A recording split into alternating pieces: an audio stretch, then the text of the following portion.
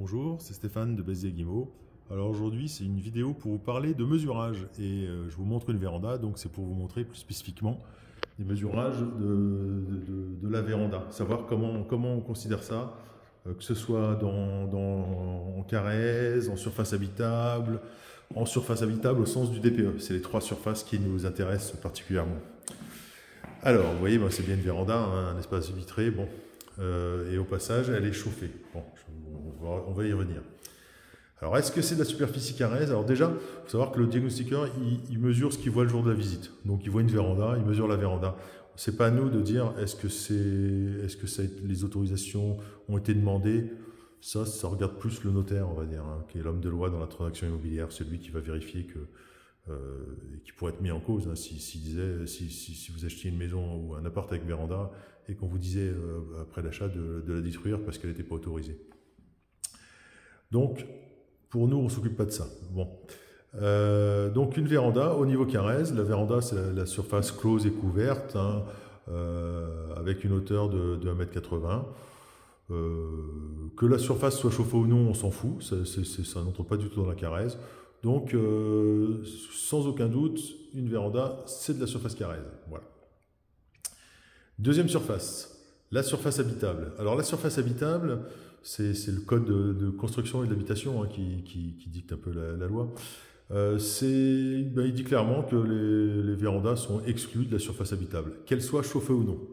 En fait, une véranda, ça ne devrait jamais être chauffé. C'est un espace solarisé qui permet un gain calorifique en hiver, on va dire. Mais il ne devrait jamais être chauffé. Et du coup, il sera un espace non chauffé. C'est pas de la surface habitable, là, vous voyez. Donc pour la surface habitable, on oublie. Dernière surface, c'est la surface qui est arrivée avec le nouveau DPE en juillet 2021. C'est la surface habitable au sens du DPE. Alors, au sens du DPE, c'est la surface habitable plus celle des vérandas chauffées. On va voir pourquoi après. Donc, vous voyez, il y a un radiateur fixe, donc c'est une véranda chauffée. Donc, moi, dans le DPE, je veux prendre la surface de l'appartement plus celle de cette véranda. Alors, ça va changer le diagnostic, hein, parce que c'est au lieu de dire... Dans un DPE, au lieu de prendre l'enveloppe, si on utilisait la surface habitable, on dirait tiens, voilà, c'est le mur extérieur, c'est ce mur-là.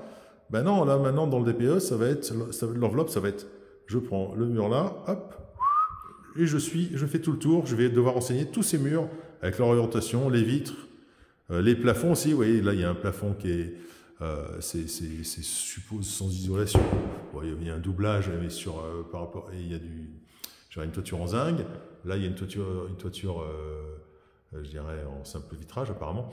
Bon, je vais devoir montrer tout ça dans le DPE. Donc, voilà. Donc, j'espère que c'était simple et efficace. Hein. Donc, oui, je vous ai dit le pourquoi. Pourquoi on a ajouté cette surface au nouveau DPE? L'État n'est pas complètement fou. Hein. Donc, un DPE, c'est envoyé à l'ADEME. Pour être validé à l'ADEME, il y a une obligation d'avoir le numéro d'identification, l'identifiant fiscal du logement.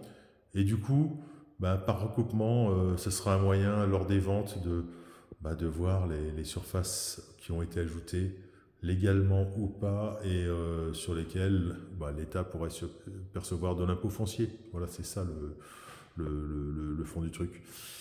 Et voilà pourquoi donc on a ajouté une troisième surface, hein, la surface habitable au sens du DPE.